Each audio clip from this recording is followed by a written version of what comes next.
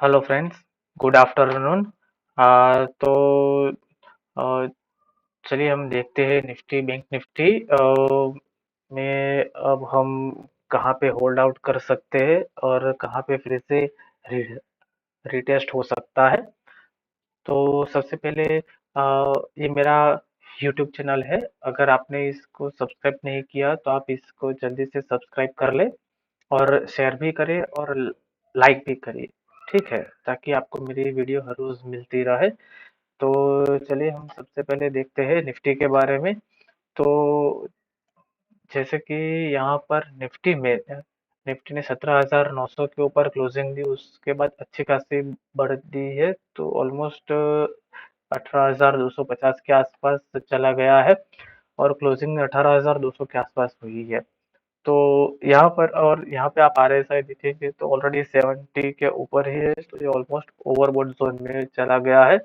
तो अब मतलब कि अब निफ्टी में ज्यादा से ज्यादा 18,400 तक मुझे अपसाइड दिखाई दे रही है। और यहीं से भी हमें रिवर्सल देखने को मिल जाए तो भी कोई बड़ी बात नहीं है, लेकिन मेरे हिसाब से अभी 17,800 17,900 ये जो लेवल है जहां से उसने ब्रेकआउट दिया था, तो वहां पे एक बार फिर से रिटेस्ट करने के लिए आएगा। तो जैसे कि यहाँ पे भी देखेंगे तो एक रैली बनी हुई थी निफ्टी में 17,600 से लेके सीधा 17,250 तक। ठीक है, तो ऑलमोस्ट 800 पॉइंट की रैली हुई थी, तो यहाँ पर फिर से एक रिटेस्ट करने के लिए आ सकता है 17,900 के आसपास। ठीक है, तो अब हमें वेट करना है। अगर आपकी लॉन्ग पोजीशन हो तब धीरे धीरे कम कर सकते हैं, मतलब जो भी शॉर्ट टर्म में बनाई हो वो। ठीक है, तो या फिर से यहाँ पे आए 17,900 के आसपास, तो वहां पे आप अपनी पोजीशन बढ़ा सकते हैं। ठीक है, उसके बाद देखते हैं बैंक निफ्टी के बारे में। तो जैसे कि बैंक निफ्टी में भी आप देखोगे तो ऑलमोस्ट उसने 39,000 से लेके 43,000 का जंप इसमें दे दिया है, तो ऑलमोस्ट उसने 4,000 का जंप दिया हुआ है। तो अब उसका रिटेस्ट जोन है ऑलमोस्ट 42,000 के आसपास। तो बैंक निफ्टी यहाँ से अभी नीचे आए तभी हमें बाय करना है। ठीक है, तो 42,000 के आसपास आए तब आप बैंक निफ्टी में बाइंग कर सकते हैं। ओके, उसके बाद है फिन निफ्टी। तो फाइनेंस में भी देखोगे तो आज यहाँ पे अच्छे खासी लंबी कैंडल्स बनी हुई थी, लेकिन यहाँ पर आप प्रॉपर देखोगे तो ऑलमोस्ट फिन निफ्टी में भी 18,700 के आसपास आप बाइंग पोजीशन बना सकते हैं फिन निफ्टी में भी। उसके बाद है निफ्टी मेटल्स। तो मेटल्स में भी देखोगे तो अब यहाँ पे जो इसका रेजिस्टेंस है तो ऑलमोस्ट 20,670 के आसपास है, तो वहां से आपको थोड़ा बहुत कंसोलिडेशन या फिर डाउनसाइड आपको दिख सकता है। तो और स्ट्रॉन्ग सपोर्ट है 19,800 के आसपास।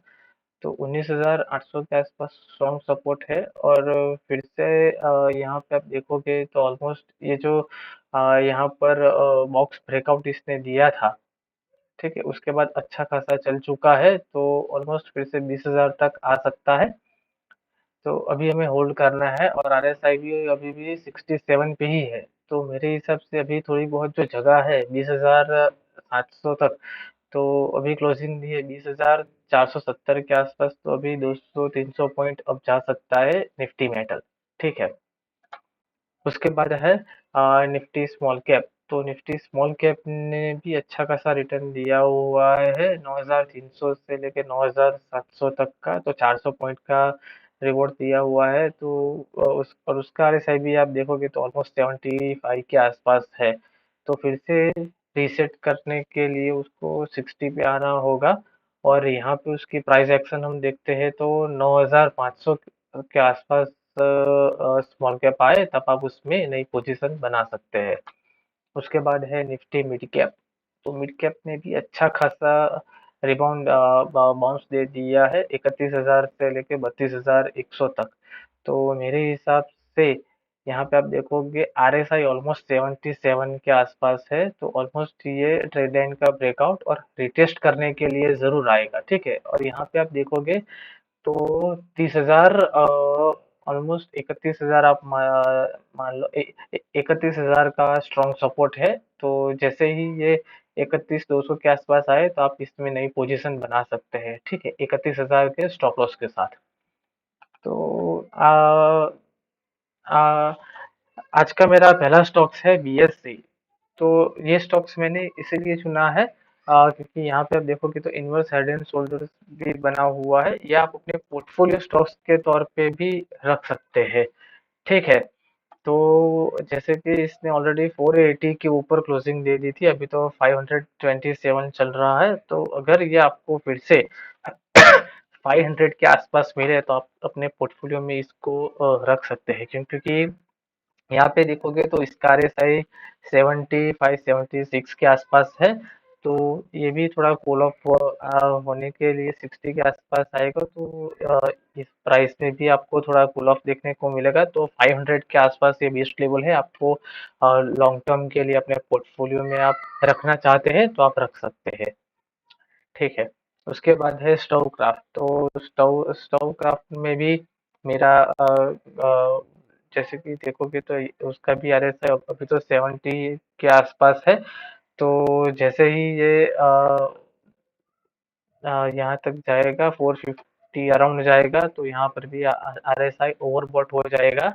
लेकिन ये स्टॉक्स भी आप अपने पोर्टफोलियो में रख सकते हैं। तो इसको भी आपको 400 तक आने का वेट करना है। तो जैसे ही 400 आए आप बाई से कर सकते हैं, और आपका एसएल होगा 350 का, ठीक है। आप 350 का ये छोटा एसएल ही है, 350 का एसएल रख के आप इसमें शॉर्ट टर्म के लिए भी प्ले करना हो तो आप प्ले कर सकते हैं। आपका टारगेट होगा 472 का और 545 का, ठीक है। उसके बाद है मोल्टेक टेक्नोलॉजी, ठीक है। आज इसका रिजल्ट आया हुआ था और बहुत अच्छा आया हुआ है, लेकिन मैंने इसको बाई के तौर पे नहीं इसको कवर किया है। मैंने इसको सेल के तौर पे कवर किया हुआ है, क्योंकि इसका मंथली आरएसआई ऑलमोस्ट 90 के आसपास है। तो यहाँ पर अगर आपकी पोजीशन है तो आपको कट करनी चाहिए, या फिर आप इसमें ट्रेलिंग स्टॉप लॉस भी लगा सकते हैं, ठीक है। तो आपका जो स्टॉप लॉस होगा तो 275 का होगा। तो आप धीरे धीरे उसको ट्रेल करिएगा। यहाँ पे आपको कॉजन रहना है अभी मोल्टेक टेक्नोलॉजी में। तो यहाँ तो मेरा उसके बाद अगर ये लेवल के नीचे क्लोजिंग देता है 275 के नीचे, तो मेरा टारगेट होगा ऑलमोस्ट 161 का, ठीक है। उसके बाद है आरएसी। तो आरएसी भी बहुत सारे लोगों ने कवर किया हुआ है, ट्विटर पे भी चल रहा है और मैंने भी इसको कवर किया है। तो इसने 128 के ऊपर ब्रेकआउट दिया है, और इसका आरएसआई अभी 66 के आसपास है।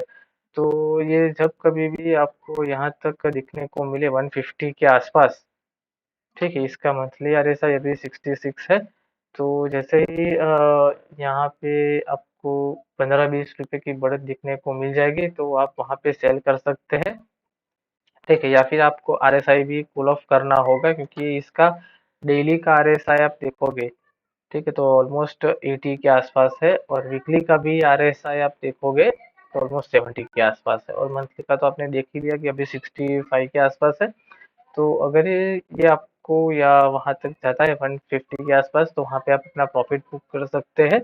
अगर आपके पास बहुत नीचे की प्राइस हो तभी आप उसको होल्ड करना है, क्योंकि एक बार ये वन 128 130 की जो ब्रेकआउट जोन था उसका, तो वहां पे रिटेस्ट करने के लिए जरूर आएगा, ठीक है। तो आप वहां पर फिर से बाय कर सकते हैं आरईसी में। उसके बाद आज का मेरा लास्ट स्टॉक्स है टारसन प्रोडक्ट। तो टारसन प्रोडक्ट में आप देखोगे तो ये जो एक रेजिस्टेंस जोन है 583 के ऊपर, वहां पे आप अपने पोर्टफोलियो में रख सकते हैं। लेकिन ये जो ट्रेड लाइन है, ठीक है, तो मेरे हिसाब से आप इसको अभी भी बाई कर सकते हैं 522 के स्टॉप लॉस के साथ। अगर ये आपको 550 के आसपास मिले तो 523 के स्टॉप लॉस के साथ आप इसमें बाई कर सकते हैं। आपका पहला टारगेट होगा 582 का, और जैसे ही इसके ऊपर निकले तो आप धीरे धीरे अपना स्टॉप लॉस को ट्रिल करते जाइएगा, ठीक है। तो उसके बाद मेरा टारगेट होगा 624 का, और उसके बाद होगा 680 का, ठीक है। तो अगर आपको ये वीडियो मेरा अच्छा लगा हो तो आप लाइक शेयर और सब्सक्राइब जरूर करिएगा, और ये वीडियो सिर्फ आपको एजुकेशन पर्पस के लिए ही है।